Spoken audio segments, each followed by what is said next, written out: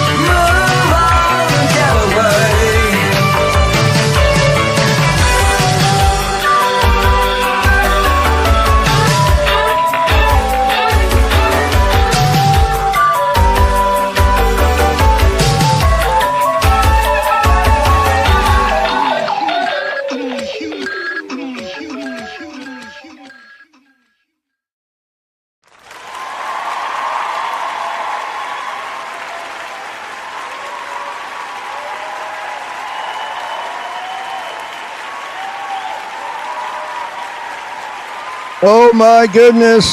Hello, ladies and gentlemen. Welcome. Good to see you, sir. Yes. How are you? It's been a minute, my friends, since we've been on hiatus, right? Yeah, it's been a minute, but it's good to be back and very exciting show here this evening. It's nice to be back. It's good to see everybody on this Tuesday edition of what I like to now refer to it as the Captain's Table, because as you all know, my name is DJ Staples. That is Ryan, aka Captain Jacktastic. We are on Ryan's channel. It's good to see all you lovely people here. Big show. We'll get into the what we've been doing in just a little bit, but the reason that we're all here this evening, it sure isn't to see me. And I mean, it's your channel, of course, we're here to see you. But the gentleman in that music video, a gentleman very well known in the Canadian music scene over the many, many years, a gentleman by the name of none other than Dale Martindale, lead singer of the Images in Vogue, as we showed there in the house, which, by the way, sonically sounds fantastic in the headphones. Also has a new album, ladies and gentlemen. The Dale Martindale Band album is out. It came out on March 7th of this year. So if you haven't checked it out, it's on all your streaming music platforms. Everywhere you go, it's there. There's like 12 tracks on the album. So lots to chat with him about. So without further ado, ladies and gentlemen, let's bring in our guest for the evening, Mr. Dale Martindale. There he is. How's it going? Good to see you, sir. How's it going, eh? Good to see you. Yeah. How are you? I have before we start anything, Dale. I was watching the video. It's a brilliant song. It gets better with age. I was dancing. I was sitting here, but I was like, what is it for you? Looking back at some of those old videos and seeing yourself, what? 82, 80, whenever that was filmed and edited, what's it like for you before we get into some questions? It's like sitting there tonight watching it. Well, the video seems pretty disjointed to me. Actually, I don't look at it, but I guess a lot of 80 videos had like that. Parts of it I like. Could have been better. Yeah, well, it was a long time ago. It was a long time ago. But I'm definitely younger. Right. Well, of course, we all were. Yeah. That's right. I think my hair wasn't gray when that video initially came out, but here we are. Yeah. But yeah, it's fun. Sure. Who still stands up, I think. Sure. Oh, absolutely it does. And I was just saying before we brought you in here, like the recording, whoever recorded it, just the audio, the way it sounds, especially on headphones, it's fantastic. Yeah. Sounds great. How long did it take you to do your hair for those videos? Yeah. I woke up like that. Did you? All right. No, we had a person on set probably that put a comb through it. Lots of hairspray. Yeah, I bet. Like 10, 15 minutes usually, you think, or a little longer? Yeah, 10 minutes. Yeah. All right. I mean, that was kind of the last end of my extensions that I had put in. So they were looking a little ratty at that point, but they looked okay. Yeah, you look good. Nobody could tell.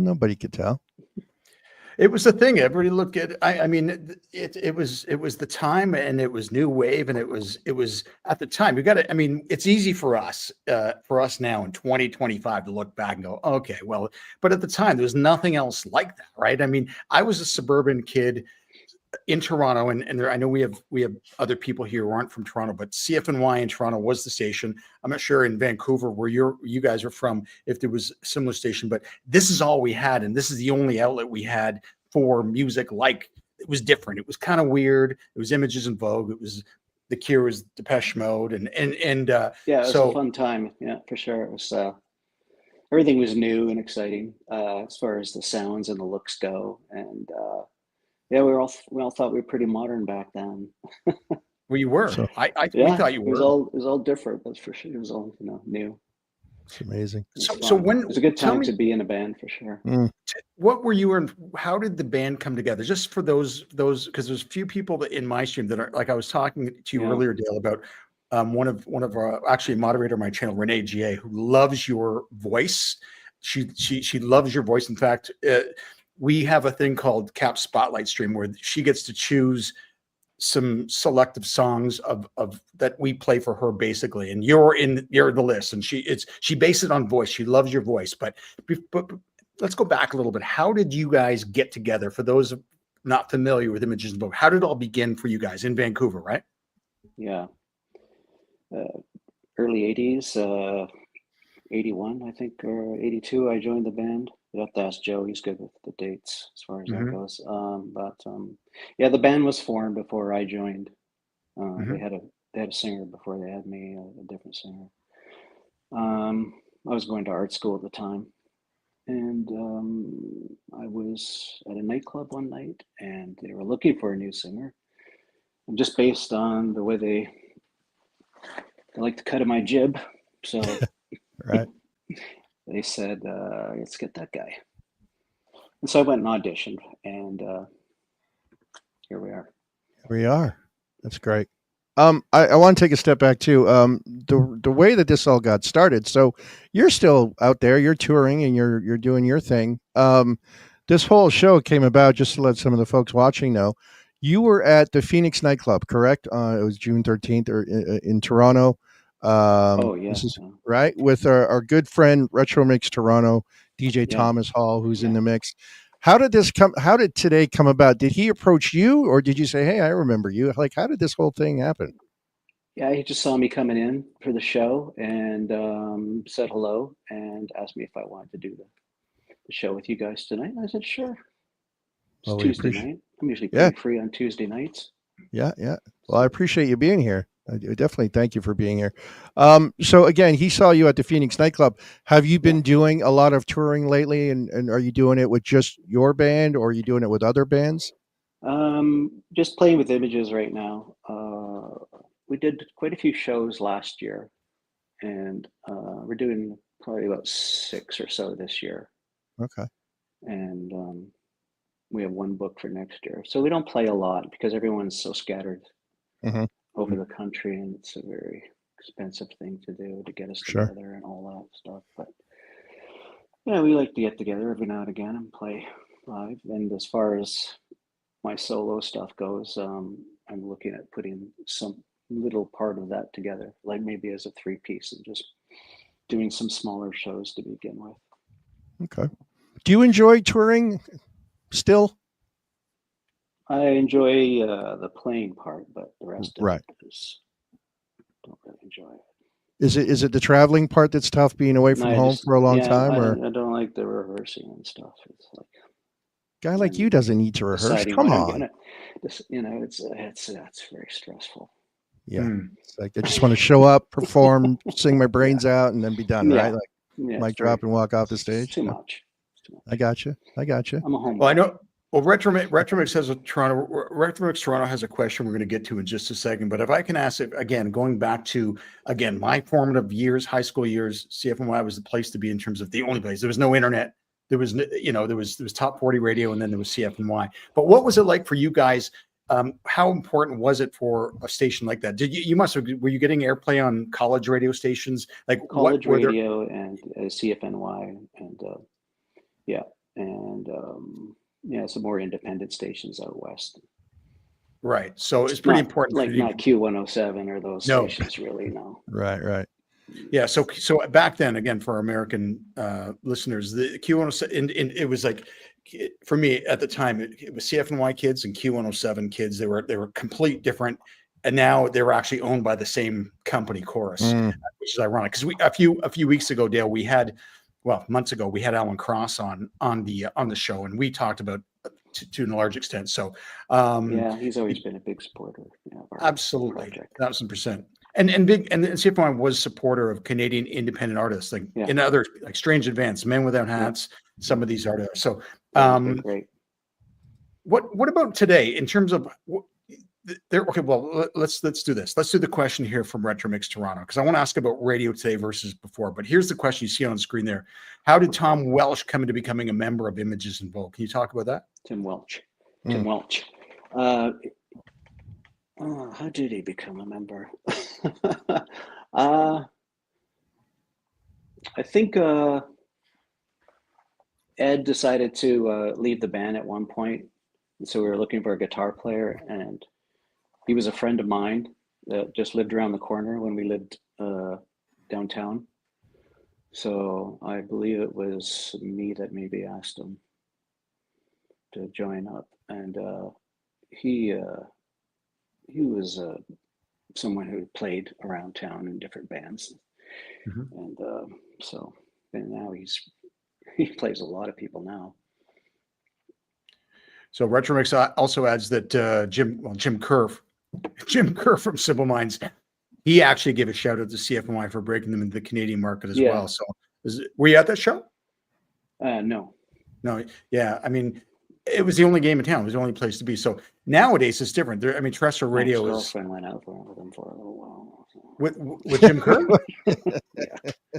Yeah. How do you compete? Well, I mean, you got Dale Martindale, Jim Kerr. I mean, it's tough, right? Didn't last too long. Oh, okay. Don't forget about me. She wasn't a fan of haggis, I suppose, right? That's it. But listen, I also we're going to talk about some of the new stuff too. But again, going back to the days, the Images and Vogue days, you guys had opened for some huge acts. Am I correct? You opened for Depeche Mode, is that right? Yeah, a couple times, yeah. So what was any standout tour memories you might have from those days in general, not just Depeche Mode, but Depeche Mode were really nice. They always made sure we got a good sound check, and great guys. And played with Duran Duran. That was crazy. Played in Seattle with them as well, in Calgary and Vancouver. And Seattle, we had to quit our set early because it was just people were getting crushed. Oh wow! It was like I've never seen anything like it before. They asked us to go down to Vegas with us, but we didn't have all our paperwork together and stuff, so we didn't do that. They were great guys. Hung out with them a bit, and played with Roxy Music. Oh, cool! And Calgary and Vancouver. I was very sick. I could barely stand. Oh, geez. Show must go on. Yeah, that's it. Yeah, that's it. Were there any bands that you worked with that stand out for you the most, though? Like that you were like, this is my all-time favorite? Like Depeche Mode. Yeah, our favorite ones to play with. They're such great guys, Were there any bands you didn't get to work with that you thought, that would have been nice to kind of team up with them? Well, sure. I mean, where do you begin, right? Right. That's right. Yeah. Yeah. But yeah. What was that experience like? What was that experience? So if you're opening, I don't know, where did you open for Depeche Mode? In Toronto? Like, if you're the opening act, played the concert hall with them, the old Masonic Temple on Yonge Street. Yeah. And in Vancouver, we played the Commodore with them, I think. The Commodore. Yeah. I'm just curious what that might be like as people are coming from Depeche Mode, but you're the opening act. But that must have been nerve-wracking at the time. In Toronto, people in Vancouver would be more familiar with you. But what was the reception like? Do you remember thinking back to those days? Reception was always good. Yeah. I was always, a little nervous about playing because it wasn't something I was used to. But it was fine once you get the show going and everything. As far as I find bigger venues less stressful than a room with 10 people. I'd much rather play a big coliseum. It's way less. So you can depersonalize in a way. Yeah, you can depersonalize. Yeah, because you can't even see the audience really. Interesting. So it's like playing a smaller place is way more stressful, I think. And all these years later, do you get still as stressed or nervous about playing live? No, I don't. I never got stressed. I was never really stressed. I was like, I don't know. It always just stressed me out that I'd get sick or something, or my voice wouldn't be right. But then after we got going, we played so many shows. It was just right. It just became the stage is probably one of the most comfortable places for me, really. Where, Well, someone is in the chat right now, and I'm guessing you might have met. Sue Spoon is someone who is a wonderful human being. Her Yeah. and her husband Andrew, they are awesome people. Do you know Sue Spoon? Yeah. It's good friends. She's awesome, and she goes to so many shows, and she goes to all the shows. So she made a comment there. If you can see it there, I don't know. It says your new album is amazing. Looking forward to see you perform it live sometime in the future. So awesome to see you, Sue. Yeah, good to see you, Sue. Hopefully we'll be doing maybe a stripped down version at Ed's place or something like that. I remember Sue Spoon was in our chat the first time we actually had you on the show, so it's nice to see that she's come back. Me. Yeah, she's following you around. I got a question. We had Alan Frew of Glass Tiger on the show one time, and we're talking about the years of performing, and like he also had made mention of performing with Duran Duran and having some fun stories about them. But then we asked the question, and I was going to ask you, did you ever he met his musical hero in Paul McCartney, right? Who were some of your musical heroes growing up, and did you ever get to meet them? And was it did it ever happen? And who are they, first of all? Like, I could have met some people in that we played with, but I didn't really go up and talk to them too much because I'm not that sort of person that goes up and bothers people. Especially when I was younger, I was like too shy, I guess, to do that. I gotcha. So I haven't got any great rock star party stories. I do well. Talk to Gary. He'll give you some stars. All right. Well, Gary and Kevin used to party a lot with Duran Duran. I gotcha. So you weren't in the party mode, like you weren't the party guy, Dale? Is that right? Yeah, I was, but just if I was invited to the party or whatever. Right. I sort of said I'm that sort of person that goes up to people and talks to them back then. Sure. People come talk to me. Fine. Fair. Well, there's a question from Christopher K-Man. Does Dale have any memories, fond or otherwise, of hosting Switchback with Howard Busking on CBC Toronto? Yeah.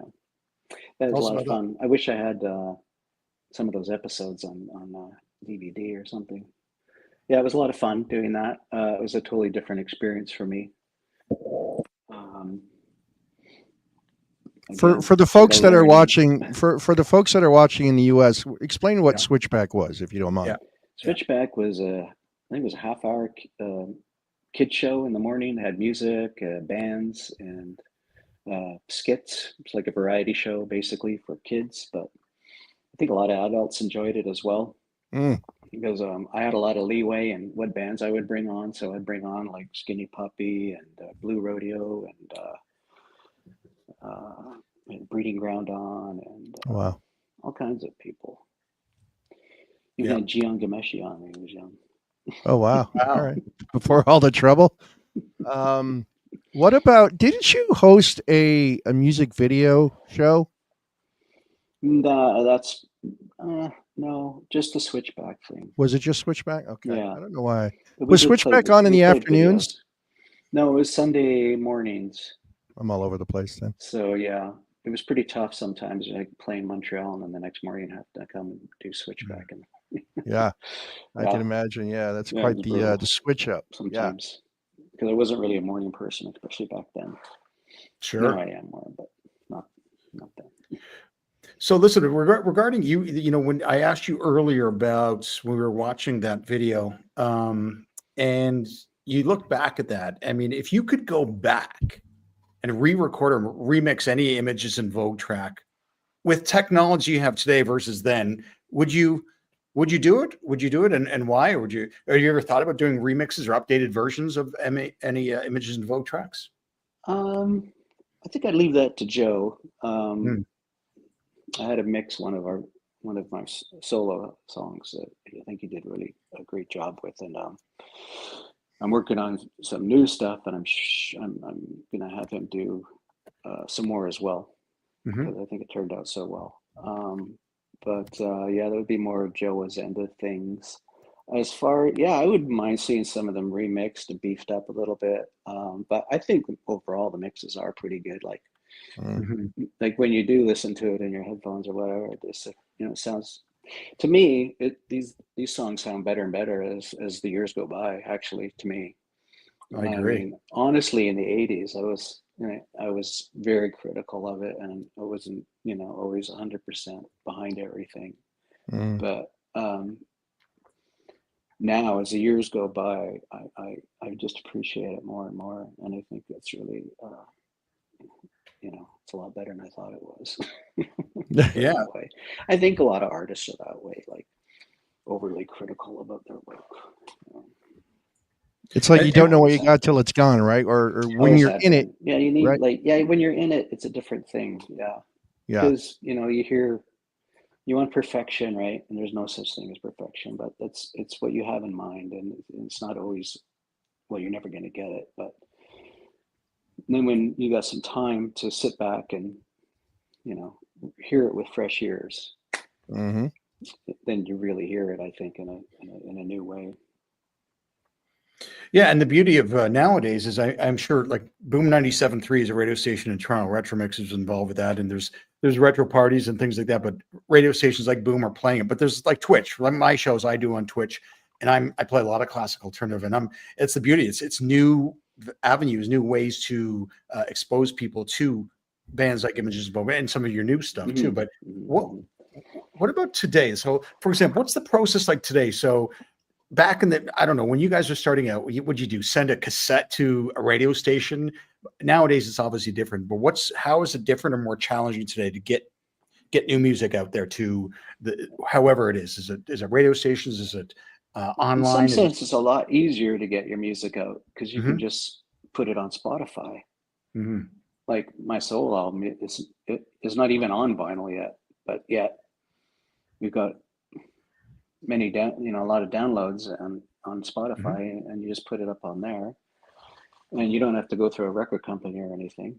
Right. And you can do the record cover yourself on your iPad, which I did. And you have to spend $1,500 on that. You just boom, boom, boom, you do it and record it. I recorded that album in this room, most of it in this room. It wasn't mixed in this room, but a lot of it was recorded in this room. It's right. It takes away a lot of those conventional barriers, right? Yeah. Yeah. I mean, back in the day, yes, you'd send cassettes to record companies and stuff. If you're trying to get a deal or whatever, and you're always at the mercy of those people. Right. Those people. Yeah. Those people. Yeah, exactly. So let's talk about the album. So it came out in March, right? You got a bunch of great tracks on here. Highlighted in green is Summer Wind, because I was listening to that just one before. Of my favorites. Yeah, it's a great track.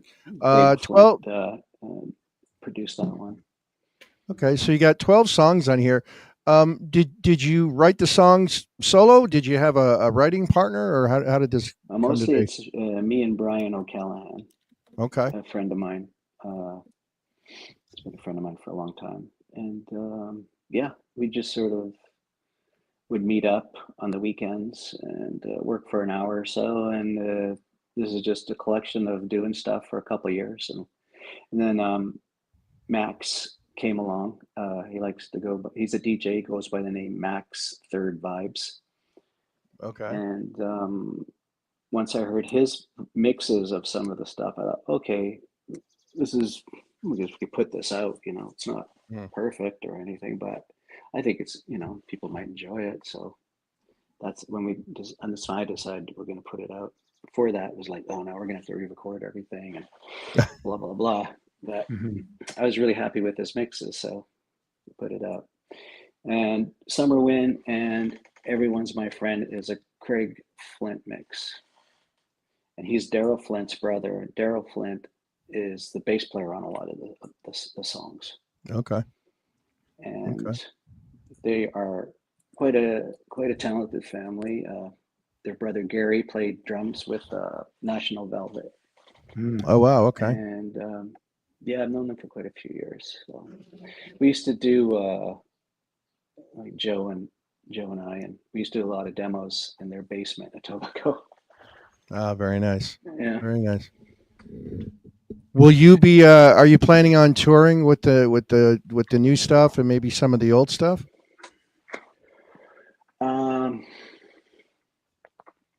As far as images goes.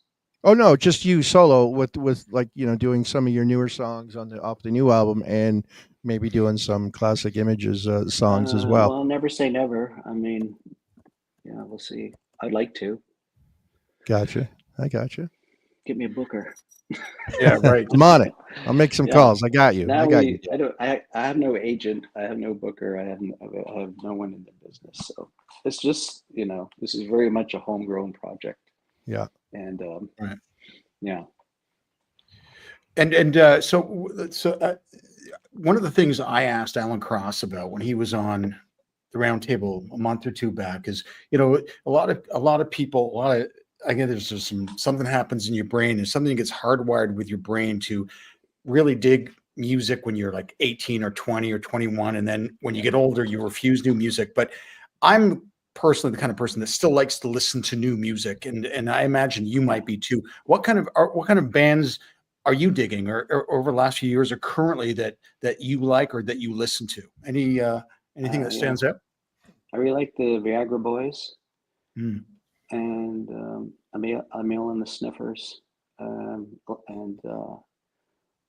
I just like the name of that. I've never heard that name before. DJ but anything... Fontaine's I really like, or Fontaine's, the Irish band I really like. I was telling everyone about that band. Like, these guys are going to be huge. Just wait, they're going to be huge. Now they're one of the biggest bands around. Oh, that's Fontaine's. Great. What is it? Fontaine's. I can't think of the name. Fontaine's. Okay. Fontaine's. Anyways, yeah. You haven't heard of them? I haven't, but I'm secluded down here in Jersey, so what do I know? But you know what I mean? Sue Spoon knows. But Viagra Boys, I do play on my stream, and but Fontaine's. Now that you've mentioned that, I'm going to immediately after today's stream and do some research on that because I think it's important to keep your an open mind for new music. And so yeah, that's right, Julie. I did play that. You probably suggested Julie 1972 in the chat mentions it. So yeah, we'll take your word for it. I mean, you know what you're talking about more than the rest of us. That's great. Yeah, it's just an old guy who can't get the names of bands right. So yeah. It's all good. It's all good. What's what's your the thought process to songwriting now versus back in the day? Same, similar, different? Like how did some of these songs come about? Similar.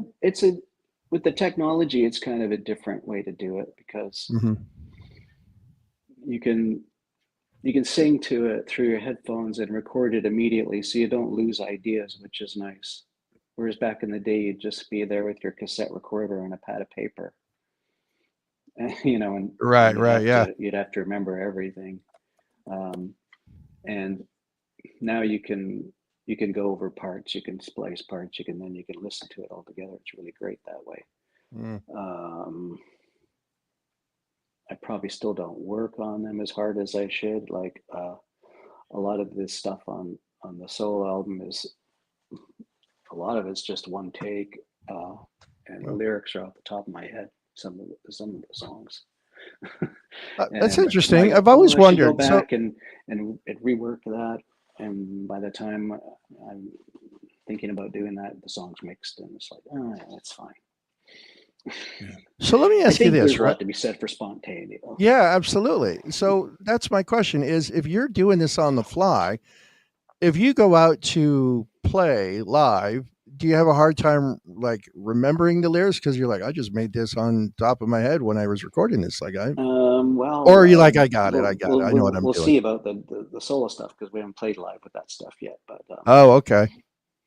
With the images stuff, we got a teleprompter, so because we never get to rehearse, so we get together every 6 months and then we got to play. And it just takes the stress out of it by you can have your lyrics there if you need to look at them. Sure. Everybody's doing that nowadays. A lot of people do that now, yeah. Oh yeah, everybody. I hardly look at them. Yeah. Do you play any solo stuff during Images show, or is it just all images? No. You talk the guys into letting me do that, I guess. Right. That's a whole other conversation. Everyone's asking me that. Everyone is asking, you gonna play some solo stuff? Yeah. Yeah. Oh, I guess obviously the demand is there, right? People want to hear your new stuff, and yeah. Are you going to be playing any live shows coming up in the near future? With Images, we got the Ed's Bowling Alley Classic Bowl. We're going to do October something 7th, and then we're doing Kitchener the next day, I think, and then Ottawa after that. Okay. So that weekend, 3 shows. We always do like 2 or 3 shows together, and then the other guys fly home back to Vancouver. Because Joe teaches, so he can only be out here for so long.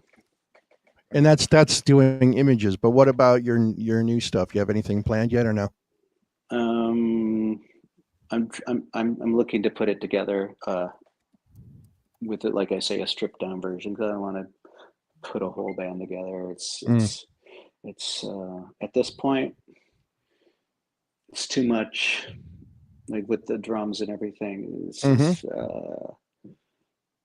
where are we going to play? I don't know how many people are going to come and see us. So, it's not, I don't know if it's worth it or not. I think a good way to start it would be like guitar and maybe a keyboard or just keep it simple to guitar and bass and vocal and see how that goes, Well, look, if you need a DJ to open up for you on tour, you've got my cell number now, so call me directly, Dale. It's cool. We're good like that now. You know, just hit me up directly. I got no shame. It's all good.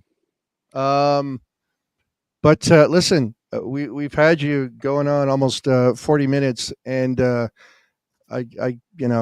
so honored that you're here. I'm so appreciative that you said yes to our good friend Thomas Hall at the Phoenix. For the folks that haven't checked it out, again, go on wherever you stream your music, and there's 12 great new tracks from Dale's band, recorded in that same very room where he's hanging out with us today. Are you on? I know you're on Facebook. You have an Instagram, but I don't know. You're not very active on Instagram, correct?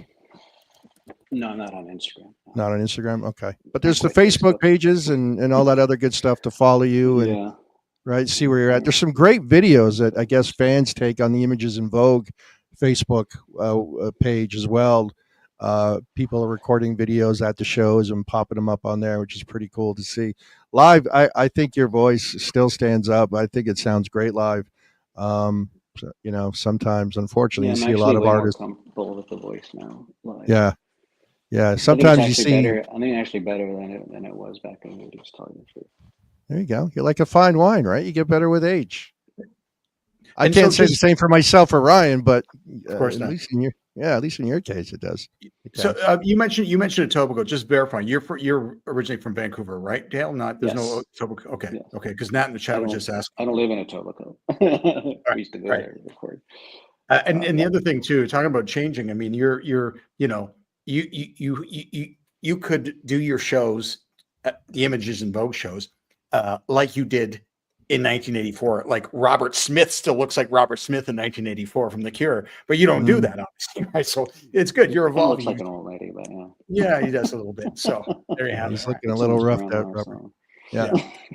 Retro Mix Toronto in the chat is saying he needs to bring them on one of his Retro Mix live shows and have you start at the beginning. So there you go. You and Thomas got to make that happen.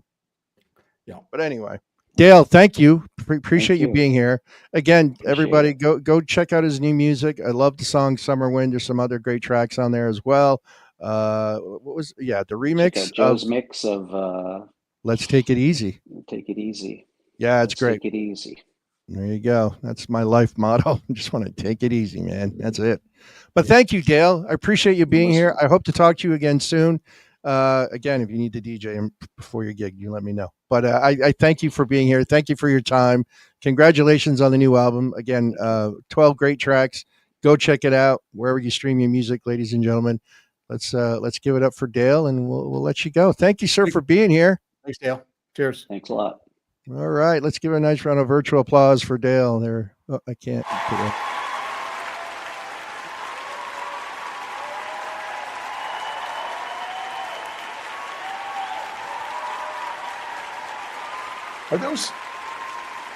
Those are real applause.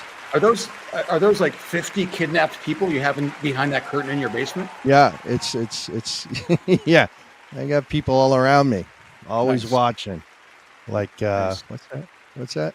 Monsters Inc. So how great was that? Good old Dale Martindale. He was great. His music, you got to check it out. It's new music, and it's what can I say? It's new and it's worth giving a shot. Give it a listen to. If you like Images in Vogue, you're gonna like the new stuff for sure.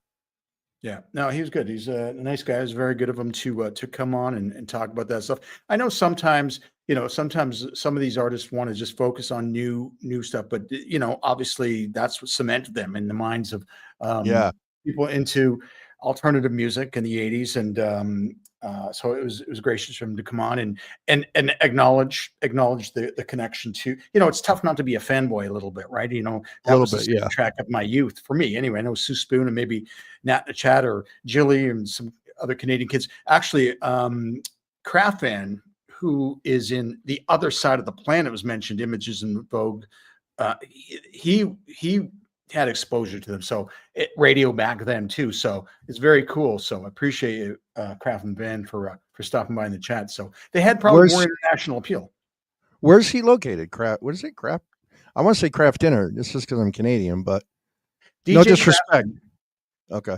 DJ Kraft Van is in. Remind us what city you are in, Kraft Van. I think you're somewhere in South America. I think I'm not sure the city.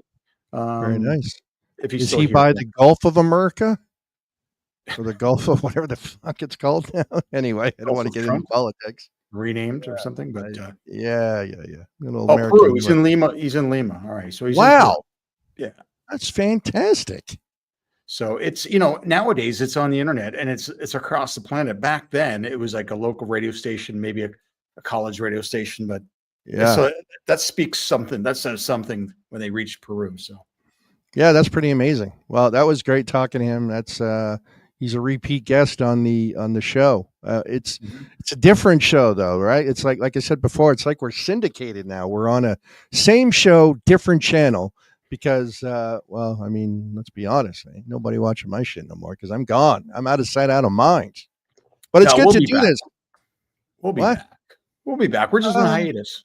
No. Yeah, it's like when I don't know. I don't have a good hiatus reference, unfortunately, but it's nice to be back and do this stuff again, and it's nice to be here and actually get to chat with you. For those of you that don't know, or obviously you can see, Dan is not here. Dan's apparently got a job. Prison. Yeah, he's a juror on the P. Diddy trial, so he's pretty busy. Right. Topical humor. And Simone Denny, she's very busy. But, look, and of course, our boy George, he's still doing his thing. Everyone's very busy. We tried to get them to come on and join us for posterity and get them all back here on the show. But here we are. It's just, we should have like the song playing in the background, just the two of us. See, that's where Dan comes in because he's like, when he does move from wherever he sits, he kind of looks around and then you see him click play and then just the two of us would come on. So he's good like that. Yeah. So yeah. But how you been? I've been great, man. And I should mention I told my moderators on my channel, Renee G and Lucky Lashes, that so I'm working this summer in Muskoka. I'm working on a boat. Doing tours around Lake Rosso, which is this hoity-toity lake with $42 million properties and cottages or whatever. Anyway, point I'm making is that I'm actually DJing on that boat on Saturday, and I've we've been talking offline, and this is actually dovetails perfectly perhaps into the next part of the conversation. Is that I used to DJ on the side a lot. I did weddings, I did private parties, I did a few small bars and small clubs and things like that. And I just hated doing the stuff. I hated playing music that I did not like or I did not want to play. So this Saturday coming up is going to be one of those, because I'm working on the boat anyway. So the guy said, "Hey, can you DJ on the boat?" It's like, all right, I'm going to be on a boat, but so I'm like, I'm not going to be able to play a Skinny Puppy on the boat in Muskoka, right? So you could. I could, and then the boat will quickly be docked back, or it'll be a mutiny, right? So So I reached out to Staples, and he did me a solid. He sent me a total like playlist of stuff that you did at a gig last week. And I looked at this list. I go, I know none of this. Yeah, I knew a few, but thank you for that, Staples. I appreciate that. Yeah, my pleasure. I'm glad to help. Apparently, that list, unlike Schindler, did me no fucking good because the message I received from the gentleman. So let me paint a picture for everybody, right? Yeah. So every weekend, I'm pretty much working local bars and stuff, and I get to do some pretty like double, 2 floors, big places. And then there's like little dive bars. But it's cool because people come in and they do their thing, and they're just there to have a good time. And I've been trying to expand and broaden my venues, if you will, right? Because I've been doing this a long time, and I just want to. So I reached out to a pretty popular. It's actually a very popular rooftop bar in New York City. I'm not going to say their name. There's several. And I reached out and I said, hey, do you guys ever have DJs come in and are you ever looking for a DJ? And they said, yeah. And I said, all right, cool. I said it would be possible to set something up. And the first thing he said was yes. However, we're accepting volunteers. I said, yeah, no worries. So free gig, right? For me, it's a matter of showcasing my work, my talent. An audition, if you will. Audition. And listen, it's not uncommon. I've done it before at other places. We'll do my first gig for free. And then if it all goes well, we'll keep you on. We'll pay you what you want. No problem. Yep. Now, mind you, it's in the city. So it's a pain in the ass because I got to pay to get there. And then parking in New York City it's a shit show. That being what it is, it was one of those events where all I had to do was show up with a laptop and my external hard drive full of music, right? Now, I'm nervous. I had this conversation with somebody. I'm like very, very nervous because I've never not used my controller, and I wanted to bring my own controller because there's a comfort level there. And I know all the gadgets and the little trickies and stuff. Yeah. Nope, don't need it, they said. Insistent, don't need it. We got it all. I'm like, fuck, okay. So I saw what they had. I'm giving everyone the long version of the preparation that goes into this. Yeah. I knew what they had, what controller they had. It was a Pioneer RX XR3 or RX3, whatever the hell it is. And I read up online about it. I went on YouTube and looked at tutorials. I went on Virtual DJ and I downloaded the firmware and software. So it was on my laptop so that when I connected my laptop to the controller, bada boom, bada bing, everything works and off to the races. I get there. It's an overcast day. And they're like, we want you to play inside. No problem. I go to the inside bar, massive, big DJ booth behind the main bar, elevated. Awesome. I get up there, not the controller that I was expecting. No problem. I got there early. I had a couple curse words in my brain at the time. I went online, downloaded the firmware and software for that, hit a couple buttons, boom, figured it out. No worries. Half hour in, they're like, you know what? It's turning out to be great. It's not going to rain all night. We want you to go up on the rooftop. No problem. Disconnect the laptop, put it in my bag, go upstairs. There's the controller I was prepared for. Plug it in. No problem. Happy hour group from 5:30 to 6:30. Happy hour, right? People from the offices are coming out, having a good time. Everyone's just hanging out. So I start off a little slower, some reggae, some Ed Sheeran reggae remixes, all this shit. Yeah, they did. They really put me to the test. But you know what? I came through. So the night goes on. I'm playing everything. Now, mind you, I played mostly remixes, but I played everything from Van Morrison's Brown Eyed Girl. Shout out to the Anthem Kings. I've told you before to go check them out on Patreon. A lot of the stuff that I played that night was because of them.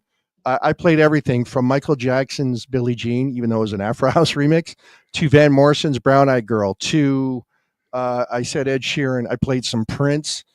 And then I played a remix of Have You Ever Seen the Rain by CCR. I was stumbling in by Cyril. And then the last hour, I just killed it with some killer house music.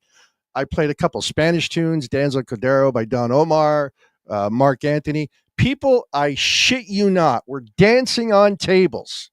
The bouncer standing next to me at one point, he goes, yeah, I had to get them off at the table. I'm like, bro, just let them do it. He goes, no, it's a liability, blah, blah, blah. I'm like, I get it.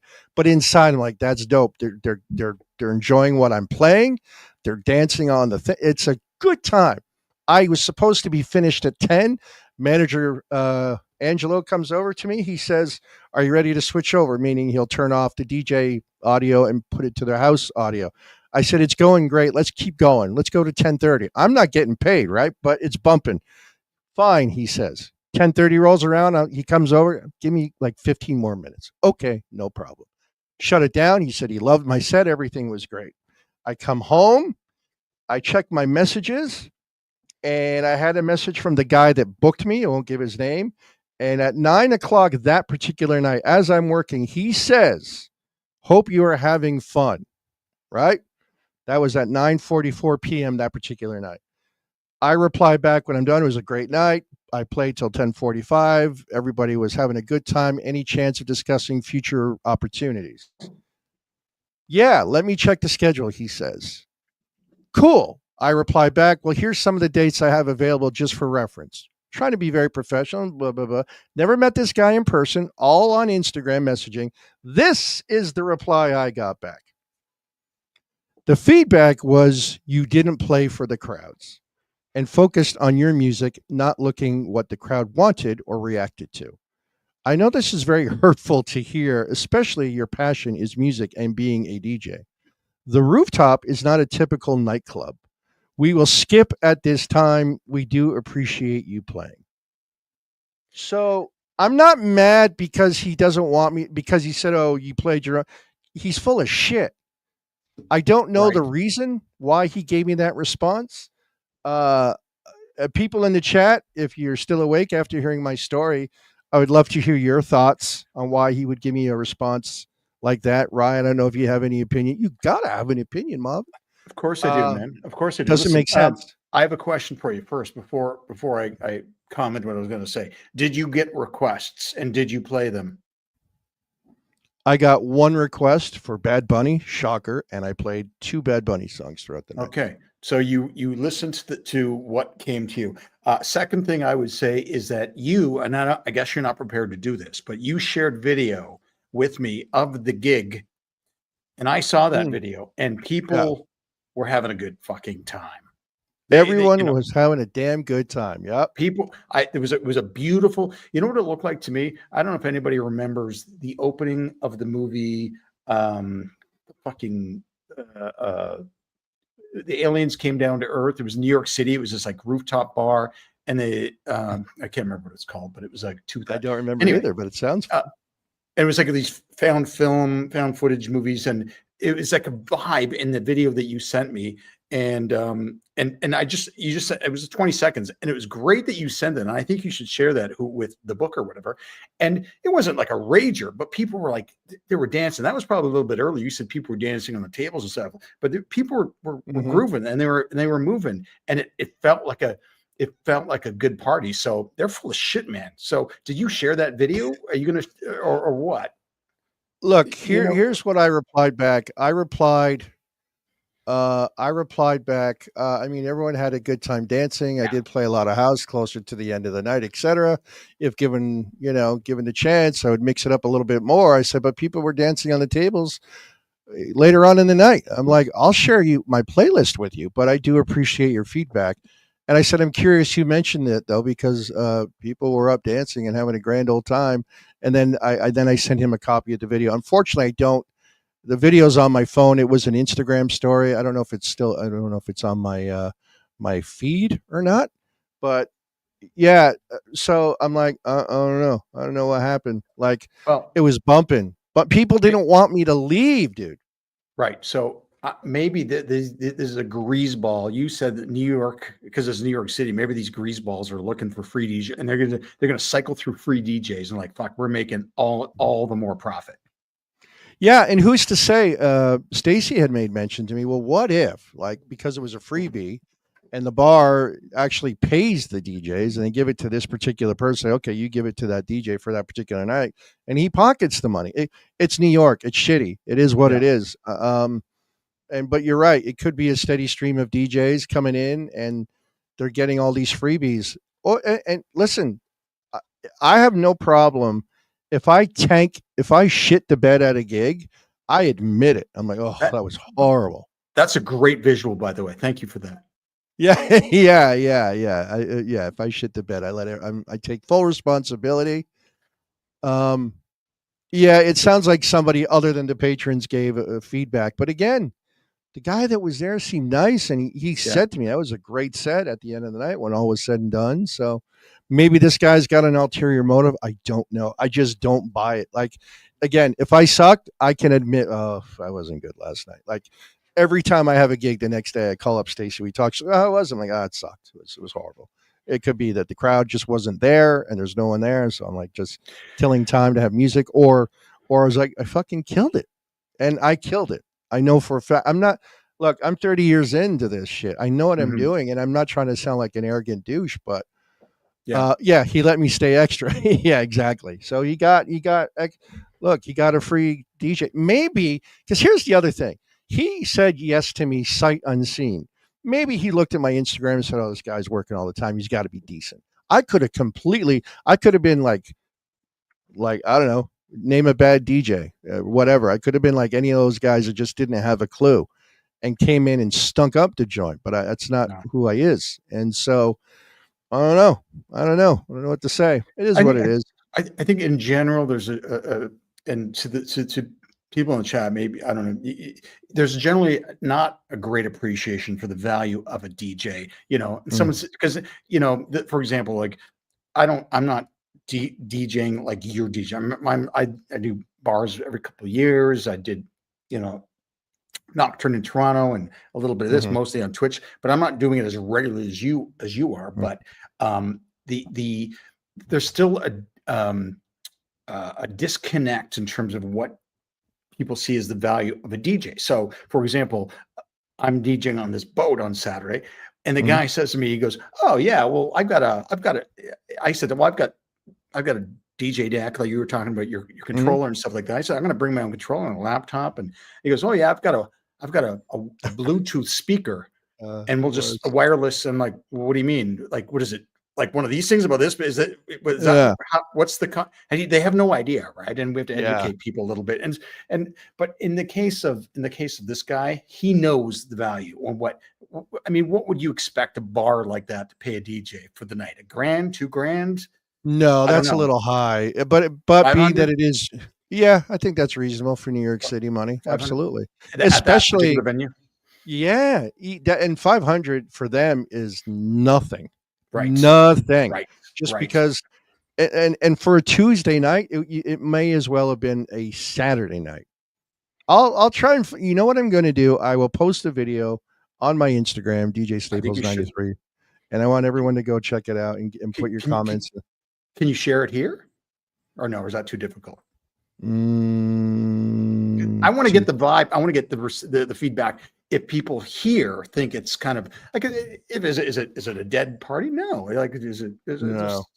But let's keep talking, and if I can, I'll just email it to myself, and then I will play it here. So let's keep chatting. All right. So Nat in the chat says, kudos to you for being adaptable and figuring out their equipment. If nothing else, you should be proud of meeting the challenge. Absolutely, Nat in the chat. And you have to be, as a DJ, and Retromix, you got to be. You got to go into any situation. I think the last time I DJ'd at a place called Nocturne on Queen West, which is now a condo, but I walked in there and I was told there's a sound guy. Great, there's a sound guy, and because it was 2 rooms. I was doing the retro room, and Lazarus was doing the main room, and I go into the room to bring it, and I go, "Where's the sound guy?" And it was like, the doors open at 10. I get there at 9:15 or something, and then it's dark, and I look for lights. There's nobody around, and I see something under like one of these shitty desk or tables or something, and there's a fucking body under there. I'm like, what's happening here? And there's a guy sleeping under there, and it was the sound guy asleep under the table.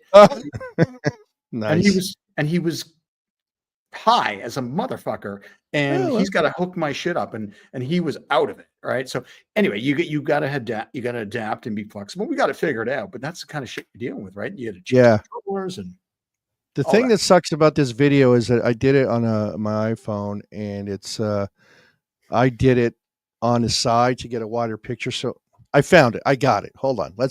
I'll find it. Give me a second. present my screen. And while you're doing that, Sue Spoon, I really appreciate you and Andrew for coming to those nocturne nights. And oftentimes what would happen, well, every time it happened, you guys would stay to the very end, like 3:30. And then for the last song, I would get on the dance floor and dance with Sue Spoon and her husband. And it was fabulous. So thank you for that. You guys are legends, Sue Spoon and Andrew. Amazing people. So yeah, I miss those days. The nocturne was fun doing the Red Room, and DJ Lazarus, who's a great guy, who now owns Ground Control in Toronto. So, by the way, Nat in the chat, when were we supposed to do that? Maybe because I'm going to be back in Toronto mid-July, but you can whisper me. We'll talk about that because we got to sort out some dates. So maybe if not Ground Control, we can get together. So what's the status of this video? Any luck? I got it. I've got it downloaded. I'm just trying to let's see. I got it downloaded. I'm just trying to.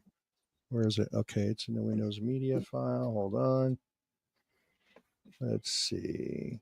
I do it on this page. Okay. Let's see. Let's see if this works. Share my screen. No, not there. Is this it? Let's see if this works. Hold on. No, that's definitely not it. Don't bring up youporn.com. I hate when that happens. Oh wait, I got another idea. Hold on.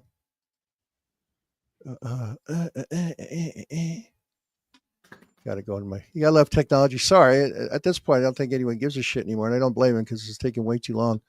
But yeah, I got it. You ready? Here we go. Here we go. Yeah. Check this out. One second. What time of the night was this? Was this early? No, this was about 10 o'clock, give or take. This is a good vibe. Yeah. Here we go.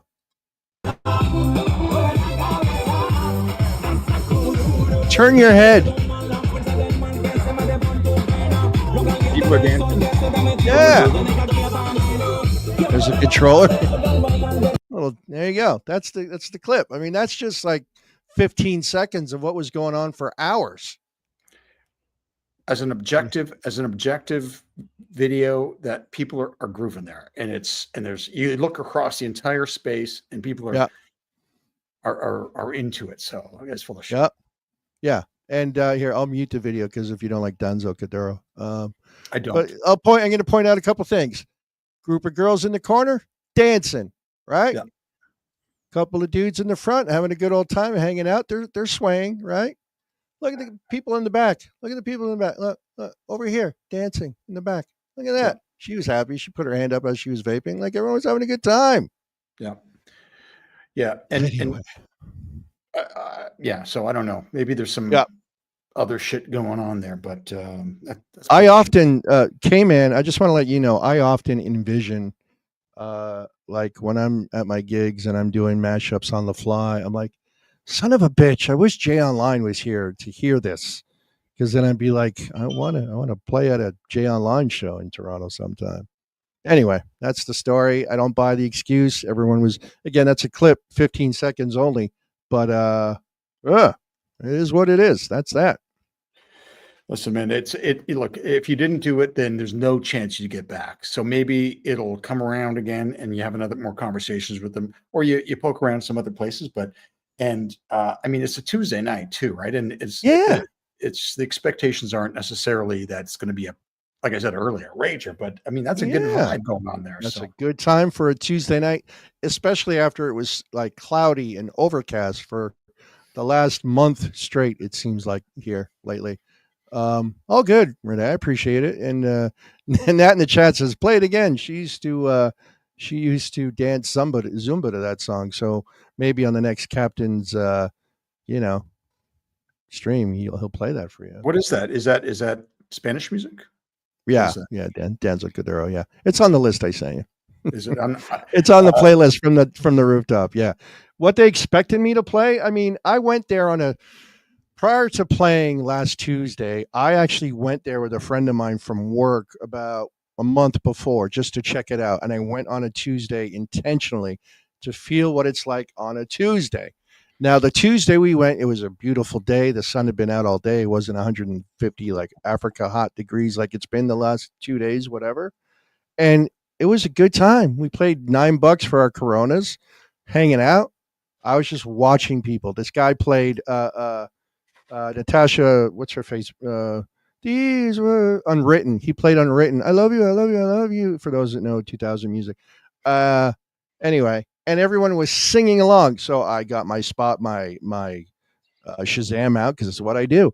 I Shazam the song, even though I knew the song, but I Shazammed it. So I knew that when I was preparing, I'm going to go look at my Shazam, look at the songs that the other DJ played, and that gives me like a template of what I could go with. Right? Thank you. Natasha Bedingfield, her brother Daniel, got to get through this. Great tune. So that's what I did for several songs. I'm like, okay, he's playing Color Me Bad, Sex You Up. Cool. He played Kendrick Lamar. All right, cool. Luther, great song. It's new. All right. So I think I had maybe about 10 songs in my Shazam for reference. And that's what I went with. And I knew, and because people play house music there, I killed it with the house music for the last hour. And I did it that way on purpose. I played a lot, like I said, I did a lot of remixes from Van Morrison to Neil Diamond. I played a remix of New York, New York by Frank Sinatra into a dancier version of Empire State of Mind by what's her face? The piano girl. Oh shoot, I'm drawing I did my homework. And ask anybody that knows me, when I play weekly gigs at these other bars, I do not do homework. I just wing it. But this, I wanted it to be Alicia Keys. Thank you. I wanted it to be reasonable. I wanted it to be decent. So I did the work. And this is the thanks I get. So, Suka Stugash. That's what I have to say about that. Stuka Stugats, I mean. Sorry. It's my Italian cursing. That is what it is. I feel like I'm watching Goodfellas there. Forget about it. But anyway, that's the scoop. That's what happened. Yeah, fuck them. Listen, if you're getting, you're a good DJ, you're doing great at your other regular place. If these guys are giving you shit now, imagine the shit they're going to give you, and then they're going to bust your chops about, your costs and this and that. So as Renee said, fuck them. So it's not worth it, right? There's a billion venues in New York City that you can approach. And look, it's a good thing on my resume. I go, yeah, I played rooftop bars in the city. I can do that. It's what I do.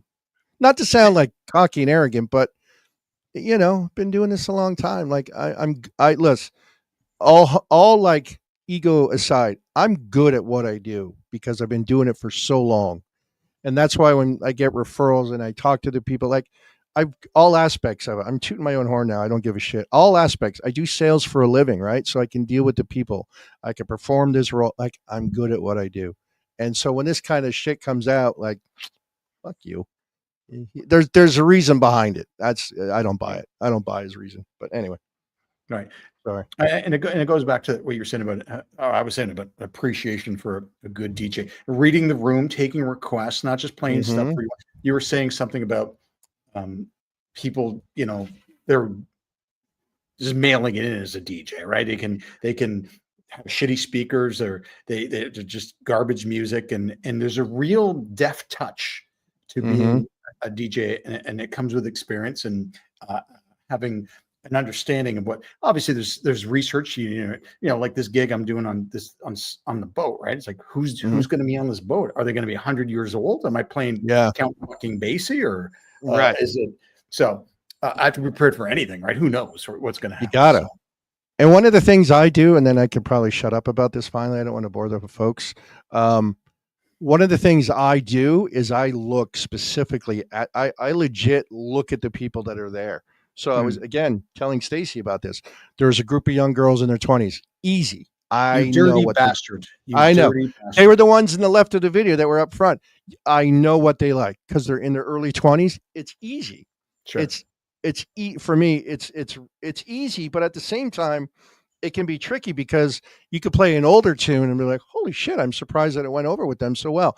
But I watched them and I'm like, okay, I got them. There was like two homies in front of me. Got them. They were cool at first. They look up at me and the hey, what's up?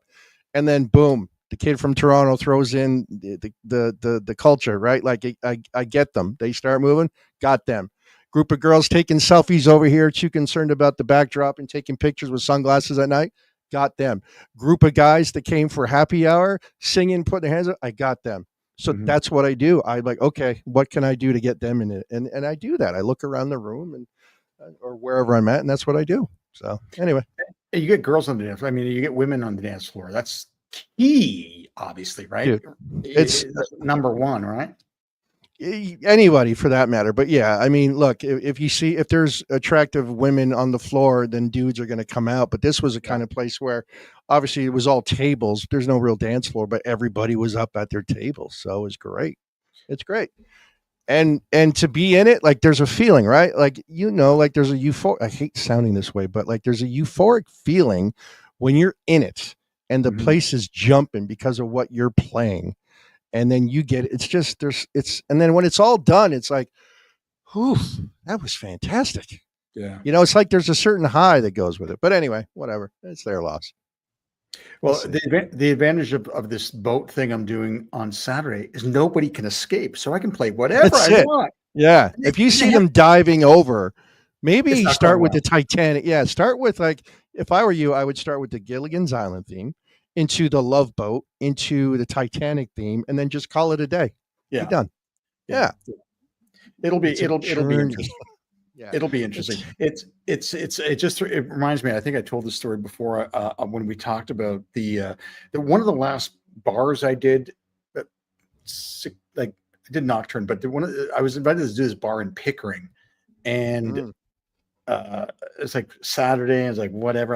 It was a friend of my mom's. It was this kind of a British pub, but he wanted to have a DJ. Anyway, I go out there and it was dead. He didn't tell me he was going to be dead. And he was just trying it out. So I started playing music and nobody was there. So I was just playing whatever. And then these younger people came in. I'm guessing they were late 20s, whatever. And I go, I'll play some newer music, a little hip hop and this and that. And they were kind of getting into it. And then a couple of the people came up to me and they asked for a bit more hip hop. And I played a bit more of that. And then the owner, and they were dancing, and it wasn't a big crowd. Yeah. I'd say 20, 25 people. But then the owner comes up to me, he goes, turn this shit off. Turn this garbage. And he used a racist term. Yeah. I've had that. I go, dude, my job is to get people on this dance floor. And so I'm like, I said, give me my money. I'm leaving right now. And that was I've had that.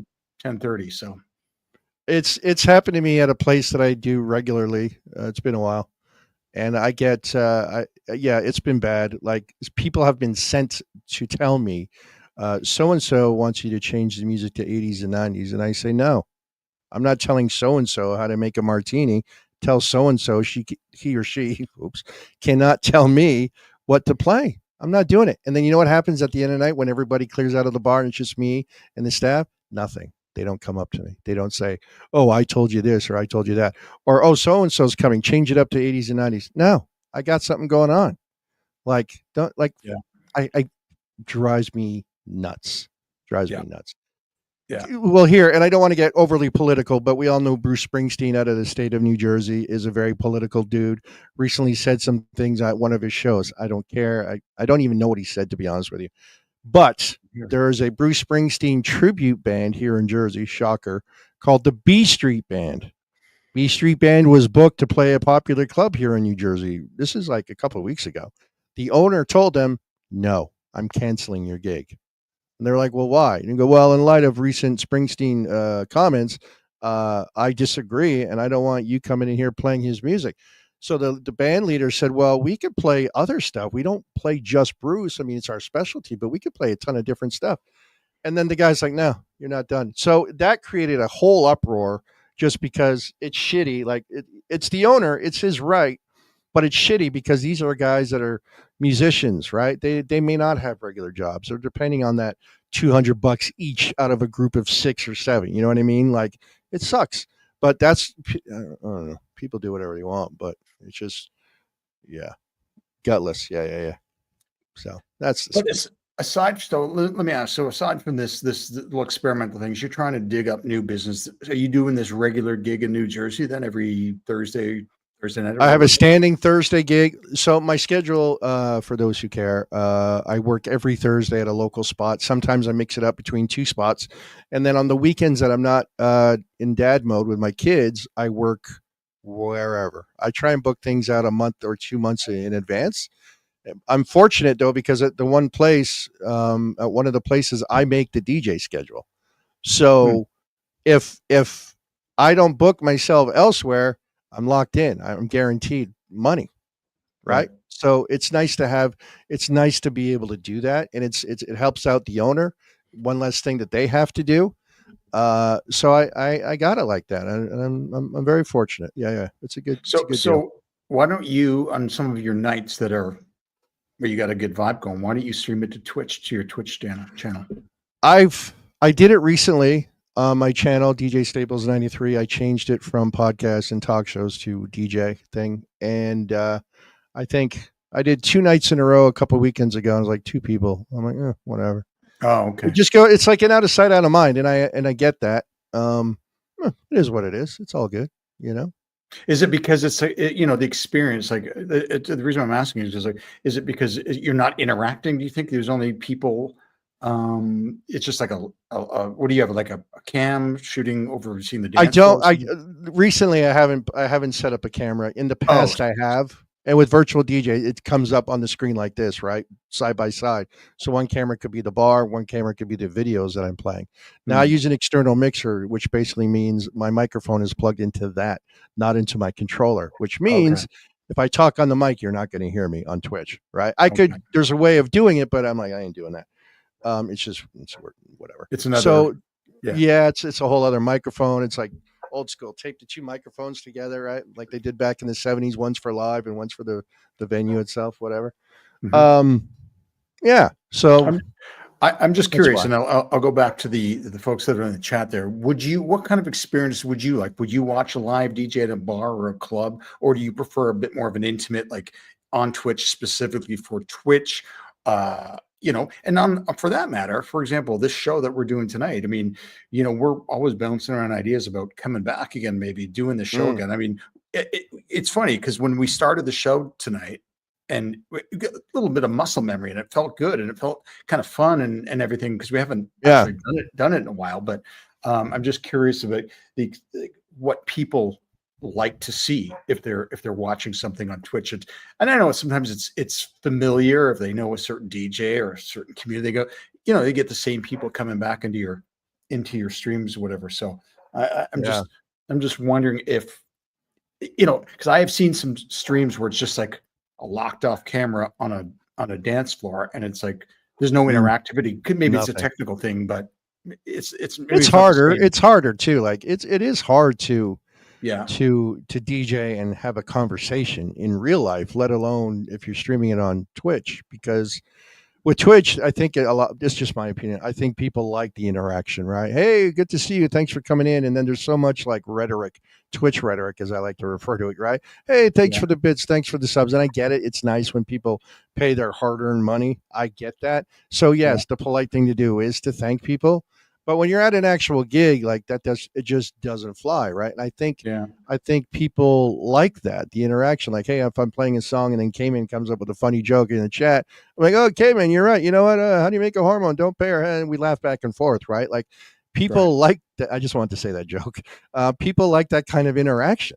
I think that's just my opinion. So unless, look, there's some, like I follow some DJ channels where there's no talking. It could be a live DJ.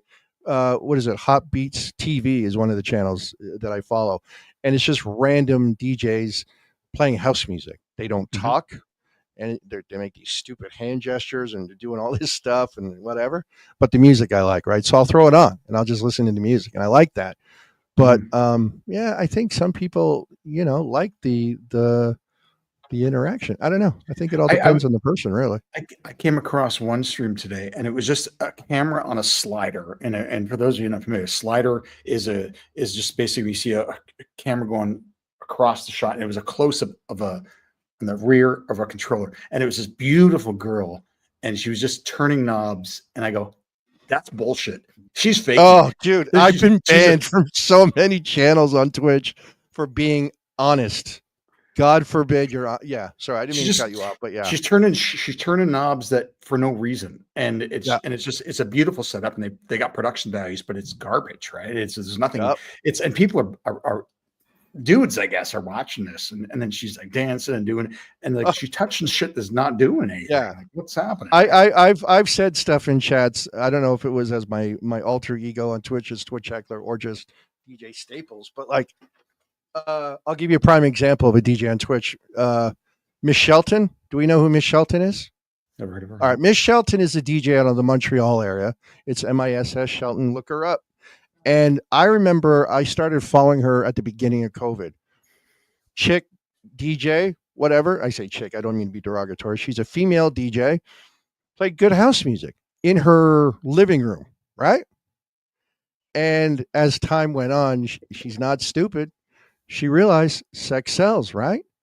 So she was wearing skimpy outfits, doing all these stupid dances and stuff while she was DJing it, and then acting surprised. This is the shit kicker for me about Twitch. People that act so surprised when they get all these raids and not raids, subs and biddies, and oh my god, like, bro, that's why at the end of the day, not you, but at the end of the day, that's what a lot of people are doing it for, because they know they're going to get some sort of payment, right? Nobody's honest. So anyway, Shelton was doing her thing, and she acts so surprised when people do like gift subs and all this stuff. And I commented in her chat, I said, when did you decide to start selling sex versus being a talented DJ? Because you don't need to do that. Banned. I got banned right away. Banned right away. Yeah. And then there was another one where same thing, hitting all these buttons, and I'm watching like, what the fuck? Hitting two buttons and spinning and all this shit. And I'm like, I commented, like, I see a lot of button pushing or turning, but there's nothing happening. Right. Like, does anybody else notice this? Well, Renee J mentioned it. She, I think most people are wiser to it now. Maybe before Twitch, before they saw DJs, they would go, "Well, this is great," but now you can tell, right? And you're just touching, unnecessarily touching. But I've seen some video of and the shit is the controller isn't even plugged in. Not even plugged in. I wonder. There again, when I watch Hot Beats TV, if anyone else checks it out, it's a DJ doing the dances. The dudes are like doing the stupid hand movements, and I look at the controller. There's no cables. There's a power cable. I'll give them that, but then that's it. And there's no USB. There's no laptop, and they're not even wearing headphones. I'm sorry. I have moments where I'm like, I can just hit a button. It's queued up and it's going to blend. No problem. I don't get it. I just don't get it. Well, yeah, you're right. You're right, Lucky Lashes. I agree. Focus on the viewers. Yeah, you need basic. To the uninitiated, you need headphones. In a basic sense, you queue up.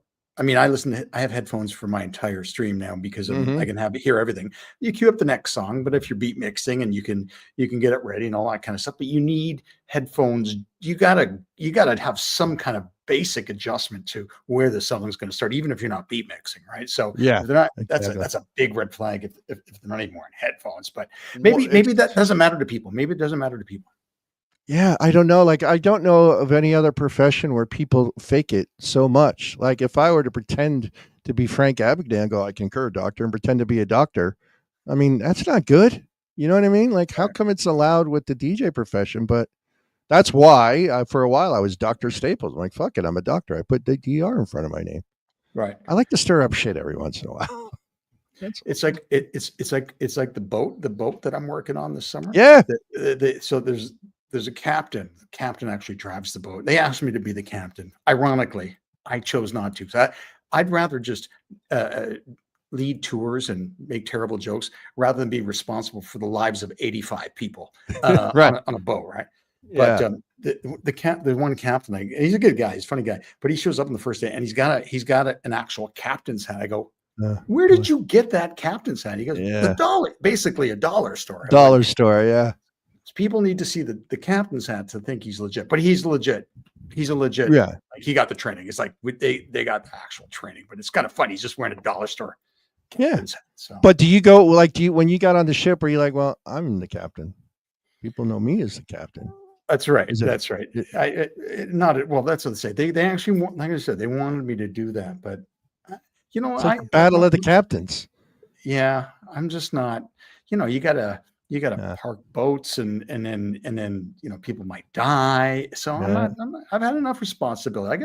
I gotta be less. I want less responsible shit. I hear you. You're hoboing. That's why you're hoboing.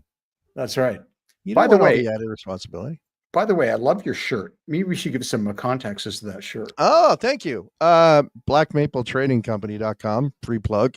A&A Records and Tapes, for those of you that lived in the Toronto area. A&A Records was a record store back in the day where you could buy records and tapes. Fun fact, on Eglinton Avenue, just before Brimley in Scarborough, where the Bare Naked Ladies filmed Lovers in a Dangerous Time in the Power Field.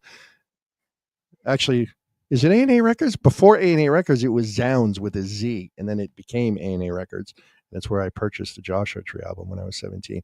Anyway, A&A Records and Tapes. Yeah, it's a record store, local. I think you meant Zed.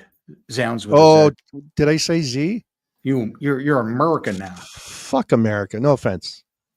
Just a joke. Everybody knows this country's bullshit. No offense. I'm kidding. Anyway, yeah, A&A Records is classic, old school, where we used to buy our records back in the day. Before the HMVs, before...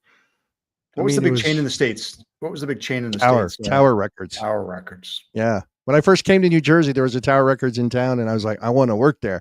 And then I saw what my coworkers would have been. I'm like, nope, I don't want to work there. I like girls too much.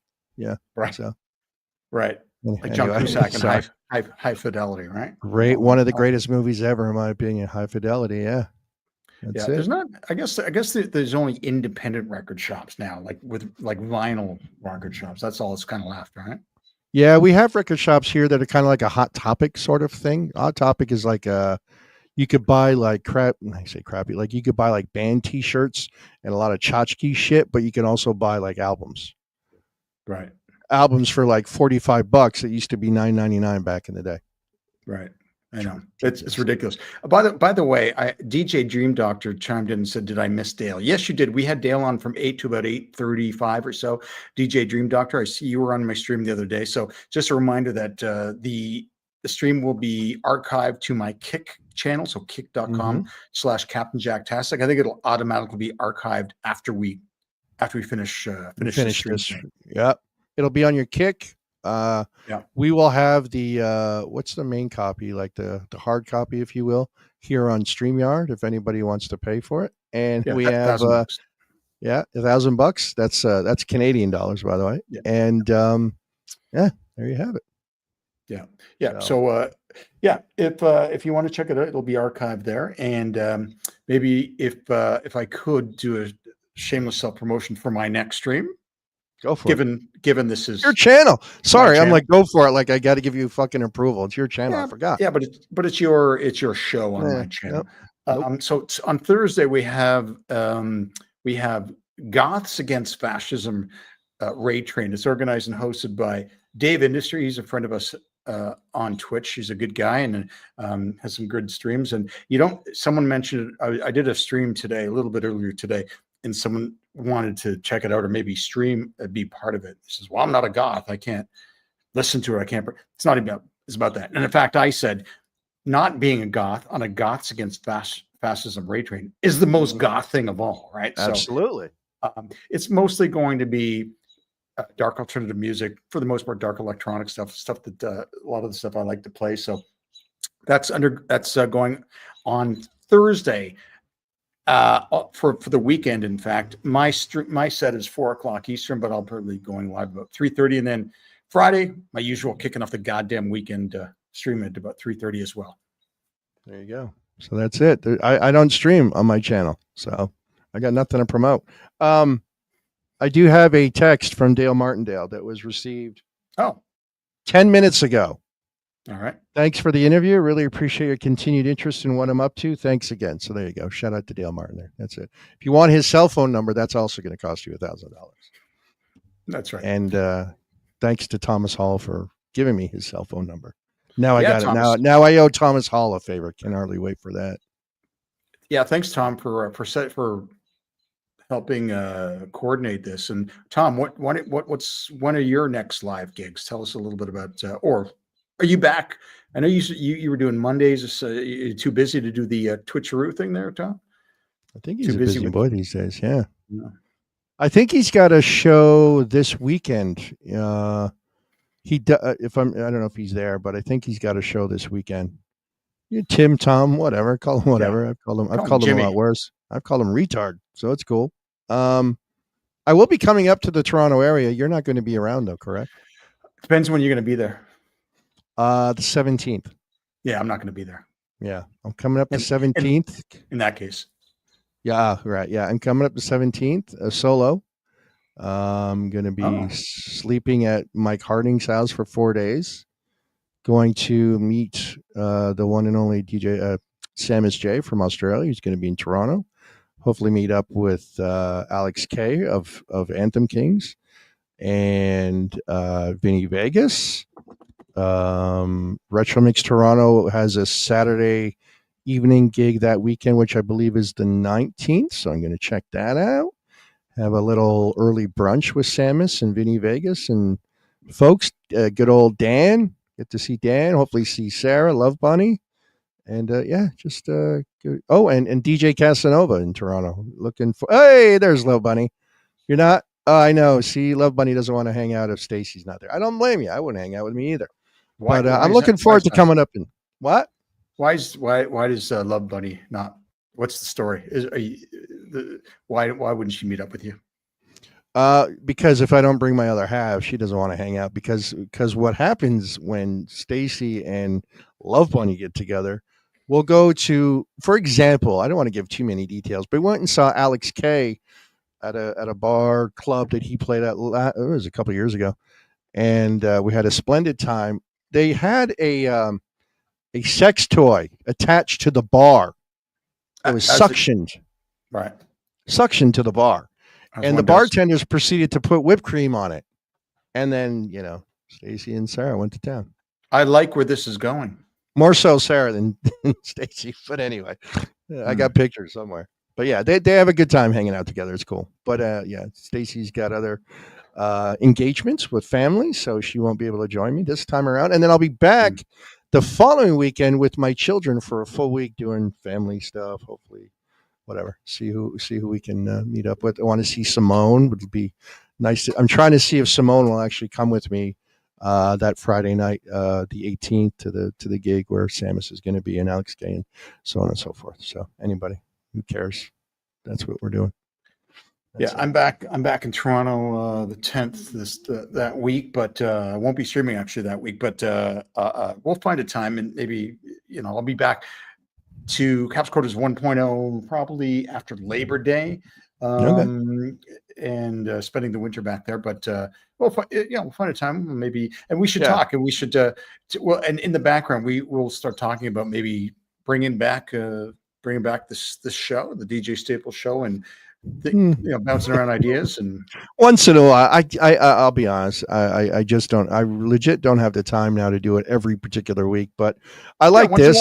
This was This is a long time between the last time, but we might be able to figure something out depending on again, getting guests is always very difficult.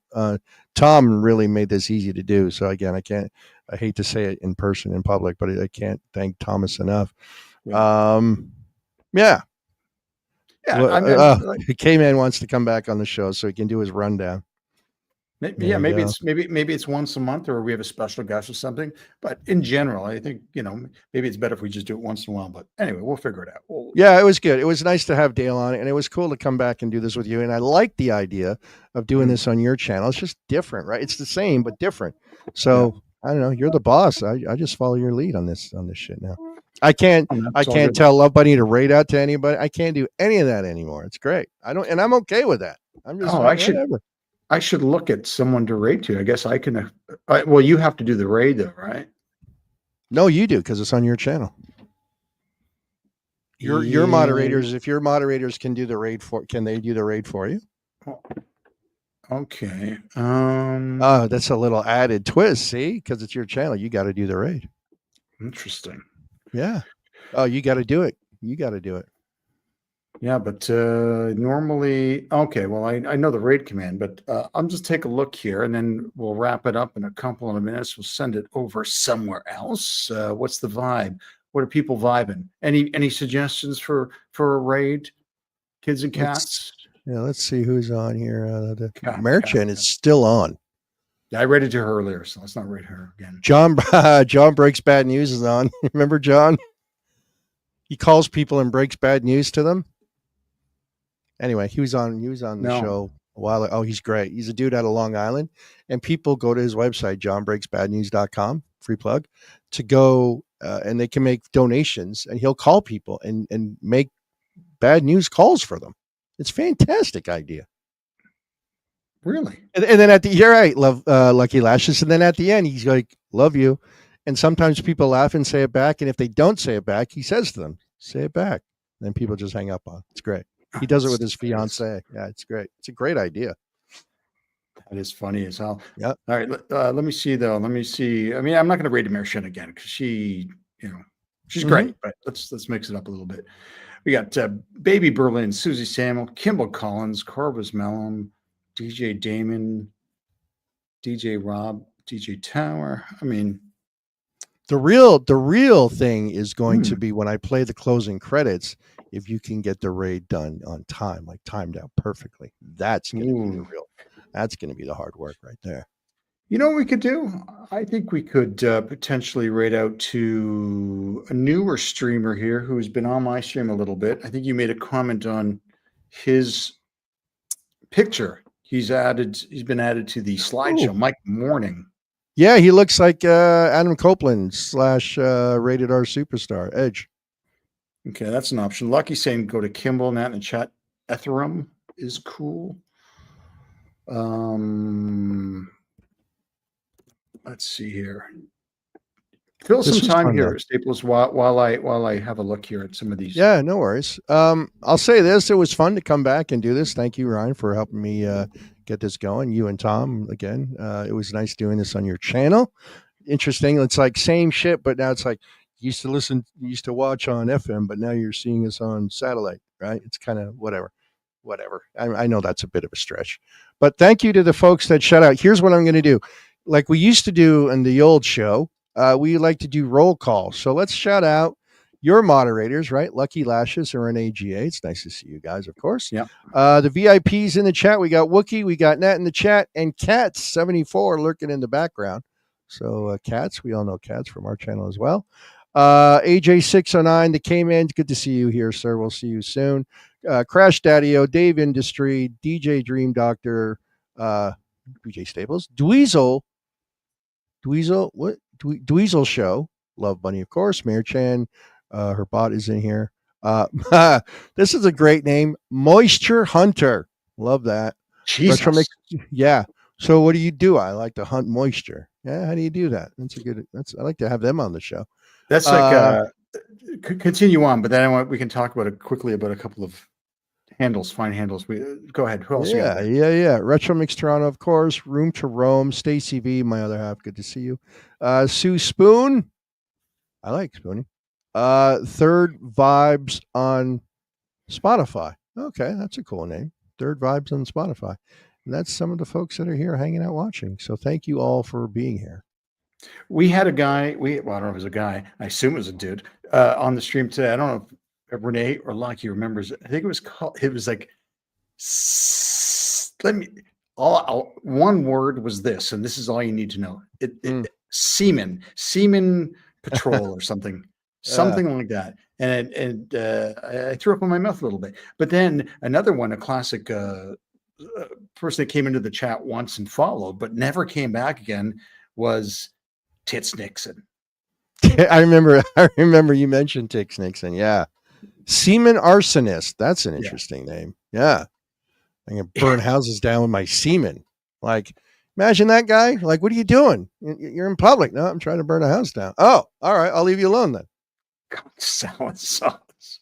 Yeah, cock salad sauce was another one. Tom used to accuse me of having that as my screen name, but it was not me. Cock salad sauce was another one. Your mom's box was a good one. Call me Daddy, Dave Industry Sense.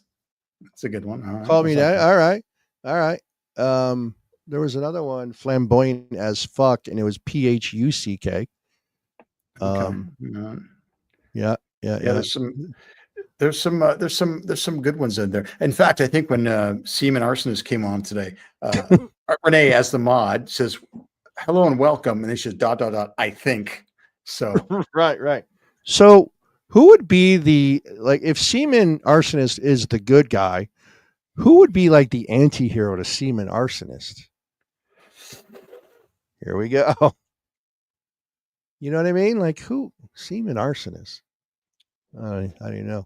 Maybe some questions are better left unanswered. Yeah, I think so. All right. So we will. I have someone we're going to rate to. So if you want to wrap it up, when do I cue? When do I fire it? Is it 30 seconds? Like, because I usually get it.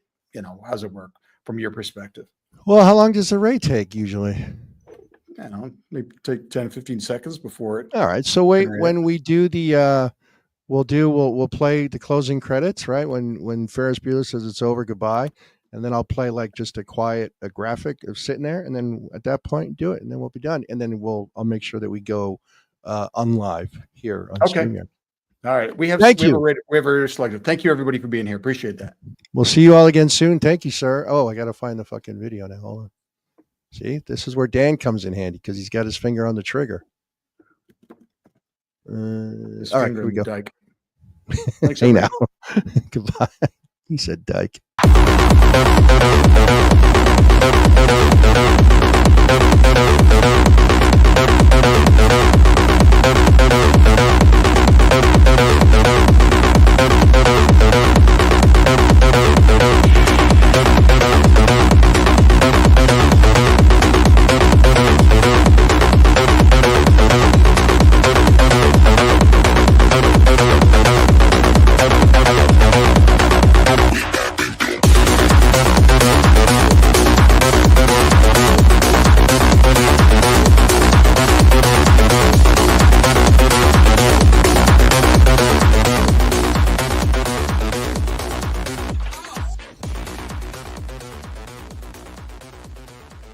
You're still here?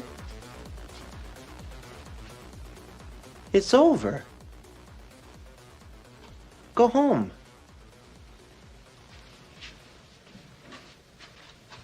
Go.